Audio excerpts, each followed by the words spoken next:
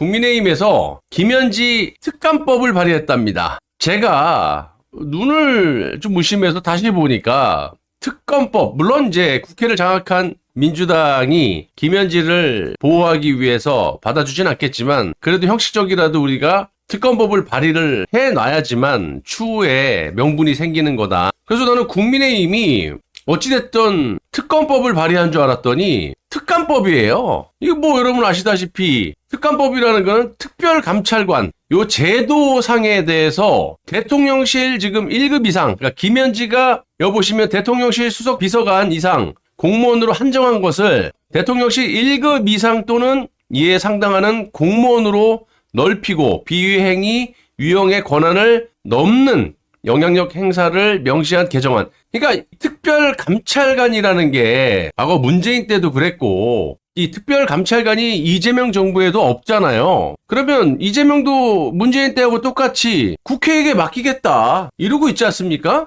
그럼 국회에서 누구를 갖다 특별감찰관으로 추천을 하겠느냐. 아니, 뻔한 거 아니냐고요. 그래서 이딴 특감법을 갖다가 발의한다는 게 무슨 의미가 있느냐. 나는 뭐 큰 의미가 없다고 봅니다. 차라리 지금 무소불위로 저 난리를 치고 있는 부분에 대해서 나중에 우리가 명분을 갖기 위해서라도 김현지 특검법을 발의를 해놔야지만 된다고 보는데 이거 뭐 하나만한 특검법 이거 하면 뭐하냐고. 그래서 하여튼 뭐 이런 짓을 보면은 참 내가 우라통이 터지지 않을 수가 없고요. 이 지금 여러 게이트 중에 통일교 게이트라고 제가 딱 칭을 했는데 한학자, 그러니까 이제 그 통일교의 수장이죠. 총재, 어머니라고 불리우는 한학자라는 이 인간이 이제 천정궁이 이제 또아리를 틀고 있는 거죠. 이제 예를 들면 허경영 씨의 하늘궁 그런 것처럼 이것도 이단이라 그러잖아요. 정상적인 종교가 아니라고 봐야 되는 거죠. 한학자 이 천정궁 금고에서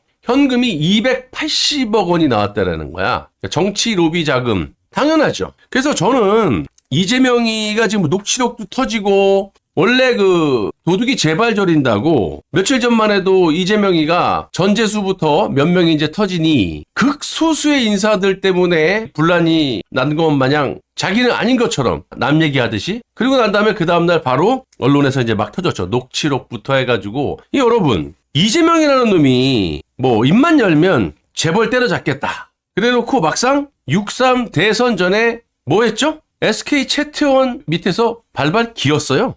그리고 삼성 이재용한테 발발 기고. 내가 여러 차례 여러분들에게 보도를 해드렸죠. 자, 그리고 지금 국민의힘당이나 개혁신당에서 이 통일교에 대한 특검법을 발의하겠다라고 이제 이야기가 나왔는데 저는 이제 안 된다고 보는 게 여야 최소 130명 정도가 연루가 돼 있다라는 거예요. 그러면 국회 300명 중에 한 절반가량이 초선들 비롯한 이제 뭐 비례대표라고 봤을 때 거의 다가 국회의원들이 연루가 돼 있다라는 거지. 이 통일부 장관인 그 돈의 환장한 정동영이도 얼굴 국무회의 때 보시면 죽상이잖아요. 이것 때문에. 정동영이도 이제 언론에 보도가 되니까 바로 국정원을 찾아가잖아. 증거인멸하기 위해서. 그래서 지금 뭐 아니라 그러지만 제가 어제 보도해드렸다시피 자기는 사회만 봤다. 모른다. 전화번호도 뭐 모른다. 그래놓고 그 다음날 바로 그 사무총장인지 본부장이라는 통일교 그 인간이 얘기했잖아. 강성희한테 자료 뿌리고 정진상한테 자료 뿌리고 뻔히 드러날 걸 갖다가 손바닥으로 하늘을 가리는 게 낫지. 그래서 이 한학자 천정궁 금고에서 나온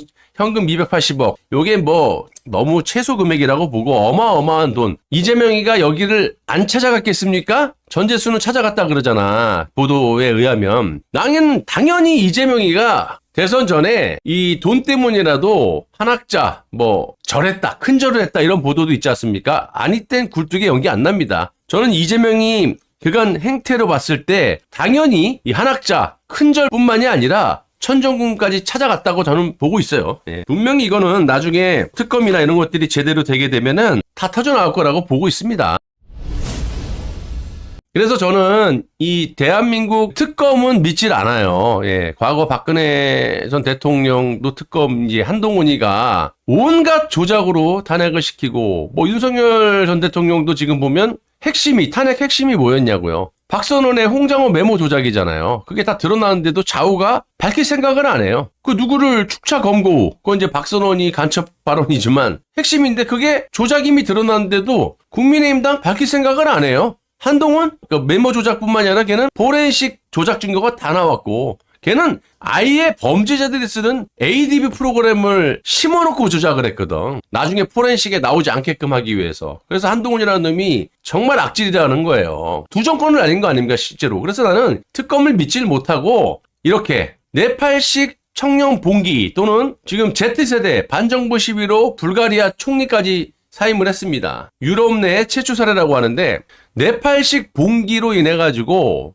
여러 국가들이 사회 전체주의 국가들이 지금 아작이 나고 있어요. 핵심이 뭐냐? 국민들을 속인 대가를 치르는 거지. 대한민국 지금 국민들이 왜 개돼지 취급을 받겠습니까? 저들보다 무식해서? 학벌이 딸려서? 아니죠. 국회의원들 머리 위에 바둑을 둘 수 있다라고 생각을 하거든요. 근데 그거를 못하게끔 막는 게 언론이야. 언론이 저들이 뒤에서 뭘 하는지를 다 비호해주고 거짓 보도를 하니까 똑똑한 국민들이 그거 믿고 설마 뭐 언론이 설마 뭐 특검이 조작을 하겠어? 근데 조작을 하잖아. 언론이 안 다루잖아 조작한 걸. 그러니까 국민들은 자연스럽게 개돼지 아닌 개돼지가 되는 거거든요. 그래서 저는 이 정권을 빼들어오고 이래봐야 또 탄핵당해. 아예 그냥 밑바닥부터 썩은 그 토양을 갖다가 뒤집어 엎고 새로운 씨를 심어야 먹을 수 있는 곡식이 자랄 수 있다. 그래서 네팔식 봉기가 우리의 모델이 돼야 된다. 그 네팔식 청년 봉기가 언론이 우리를 속였다. 정치인들이 우리를 속였다. 이거 아닙니까? 그래서 제일 먼저 언론사를 불태워버려요. 그리고 국회의사당을 불태워버리죠. 길바닥에서 국회의원 맞아 때려 죽고 그냥 헬기 와이어끈 잡고 막 도망가고 막기 싫어서 대한민국도 그래야 돼요. 한번 그 정도로 뒤집어져야 공산국가를 꿈꾸는 이 간첩들을 발본색원해가지고 자유민주주의 체제 대한민국을 굳건하게 지키면서 이 썩어 빠진 나라를 새롭게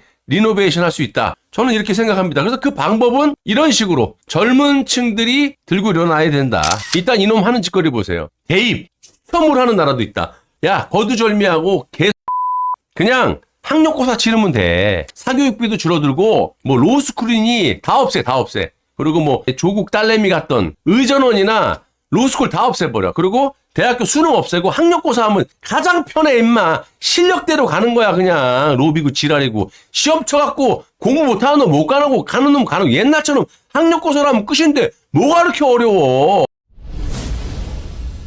책임? 무슨 책임이요 이재명이. 광주에서 또 이번에 도서관 붕괴 사고가 나가지고 이틀 만에 매몰자를 전원 수습했다고 하는데 4명이 사망했어요. 이놈들이 뭐 이태원 사고 났을 때도 뭐 책임 묻는 정부 인사가 없다라고 지랄 지금도 발광하잖아요. 그럼 너네들은 국가정보기록원 화재 났을 때 윤호중 행안부 장관 네 책임졌냐? 비서실장 책임졌냐? 김민석 총리 책임졌냐? 이재명은 말할 것도 없고 김현지 너 왜 책임 안 져? 네가 우리나라 대한민국 대통령이면서 실질적인. 그리고 무한공항 참사 지금 막 어머니 그 가족들 삭발하고 대통령 거들떠도 안 봐요 이 새끼들은요. 면전에 물어보는데도 대꾸도 안 하잖아 이재명이가. 지네들 그 유리한 정치적으로 유리한 뭐 세월호 이런 거는 지금까지 울고 처먹잖아. 근데 무한공항 참사 입도 뻗긋 안 하지. 국가정보기록원 화재 나는데 입도 뻗긋 안 하지. 광주 대표 도서관 붕괴 사고에 매몰자가 4명이나 죽었는데 또 화재 같은 거 누가 책임졌냐? 이거 다 행안부잖아.